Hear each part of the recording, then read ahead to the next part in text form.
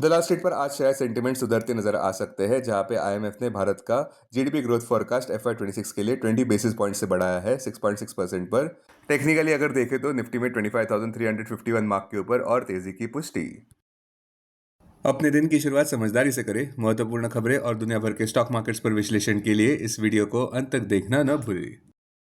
Market trends, global cues positive.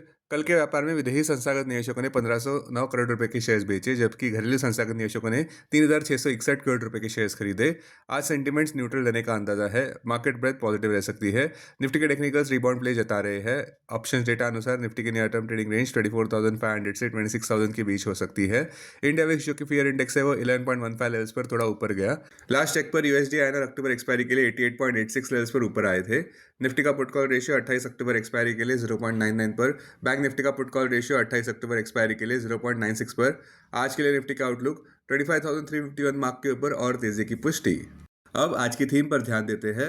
रातों रात अगर देखें तो डाउ जोन्स इंट्राडे लोस से रिकवर होता नजर आया और पूरी तरह ग्रीन में था, जहां पे निवेशकों ने यूएस चाइना ट्रेड वरीज को नजरअंदाज किया।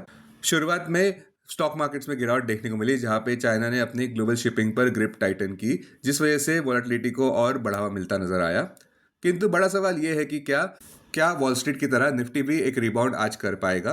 ईमानदारी से कहे तो द लास्ट स्ट्रीट ने पॉजिटिव इन्फ्लेशन डेटा को इग्नोर किया, जहां पे सीपीआर डब्ल्यूपीआई इन्फ्लेशन नीचे आए हैं। इस वजह से सावधानी तो बरतना जरूरी है, क्योंकि जब तक निफ्टी 25,351 के हर्डल पार नहीं करता तब तक चिंता बनी रह सकती है। किंतु एक अच्छी खबर यह भी आ रही है कि इंटरनेशनल मॉनिटरी फंड यानी कि आईएमएफ ने मंगलवार को अपना भारत का gross domestic product GDP growth forecast FY26 के लिए 20 बेसिस पॉइंट से बढ़ाया 6.6% पर, क्योंकि उनका मानना है कि स्ट्रॉन्ग फर्स्ट क्वार्टर देखने को मिला है, जो शायद यूएस रेट हाइक के इम्पैक्ट को भी कम कर सकता है।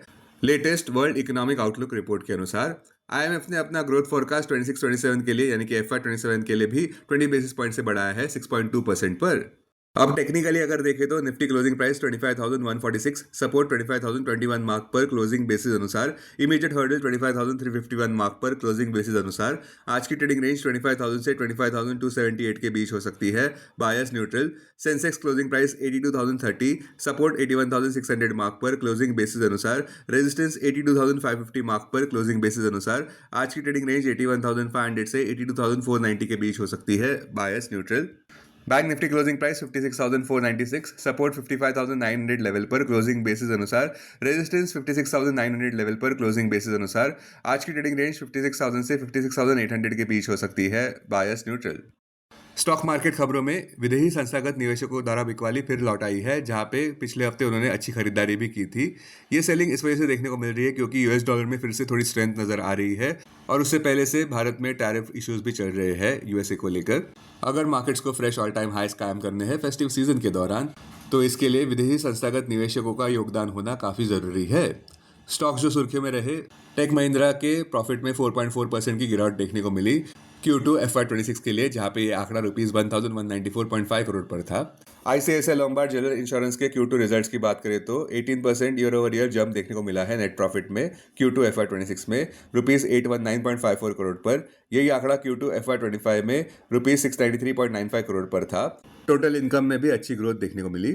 इन्फोसिस की अगर बात करें तो कंपनी को $1.59 बिलियन की या ₹14,000 करोड़ का कॉन्ट्रैक्ट मिला है NHS business services authority NHSBSA से, जिसमें वे वर्कफोर्स मैनेजमेंट को मॉडर्नाइज करने वाले हैं इंग्लैंड और वेल्स में, जो अब तक की लार्जेस्ट डील मानी जा रही है रिसेंट टाइम्स में, चुनौती भरा मैक्रो इकोनॉमिक एनवायरनमेंट होने के बावजूद भी। आज आने वाले अहम Q2 रिजल्ट्स में एक्सिस बैंक, HDFC AMC और HDFC लाइफ। वहीं गुरुवार 16 अक्टूबर को हैवी वेट्स जैसे कि Infosys, Jio financial, LTI Mindtree, Mastek, Nestle India, Wipro और जी एंटरटेनमेंट अपने रिजल्ट्स अनाउंस करेंगे।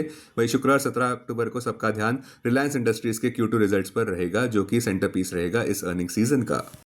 अब डेरिवेटिव्स डेटा डैशबोर्ड पर ध्यान देते हैं। निफ्टी अक्टूबर futures last traded price 25,186, premium +40, put call open interest ratio Nifty 28 अक्टूबर एक्सपायरी के लिए 0.99 पर, बैंक निफ्टी 28 अक्टूबर एक्सपायरी के लिए 0.96 पर, maximum call open interest Nifty के लिए 25,500 और उसके बाद 26,000 स्ट्राइक प्राइस पर, बैंक निफ्टी के लिए maximum call open interest 57,000 strike price पर, maximum put open interest Nifty के लिए 24,000 और उसके बाद 24,500 स्ट्राइक प्राइस पर, बैंक निफ्टी के लिए maximum put open interest 56,000 strike price पर। Futures one day highest open interest change पर ध्यान देते हैं। लॉन्ग बिल्डअप में Federal Bank, BEL, National Aluminium, Hindalco. Short covering में VEDL, LTIM, UPL, Coal India. Short buildup में Lupin, Trent, HDFC, AMC, Dixon. Long unwinding में Union Bank, JSW energy, K fintech. आज stocks जो एफएनओ बैन में है वो है RBL बैंक और सलमान कैप। अब BSE डेरिवेटिव्स डेटा डैशबोर्ड पर ध्यान देते हैं। सेंसेक्स अक्टूबर futures last traded price 82,291, premium +261। Put call open interest ratio Sensex 30 अक्टूबर एक्सपायरी के लिए 0.86 पर, बैंकेक्स 30 अक्टूबर एक्सपायरी के लिए 1.82 पर। Maximum call open interest Sensex के लिए 83,000 स्ट्राइक प्राइस पर, बैंकेक्स के लिए 64,000 स्ट्राइक प्राइस पर। Maximum put open interest Sensex के लिए 82,000 स्ट्राइक प्राइस पर, बैंकेक्स के लिए 62,000 स्ट्राइक प्राइस पर। Investments in security markets are subject to market risk. Read all the related documents carefully before investing.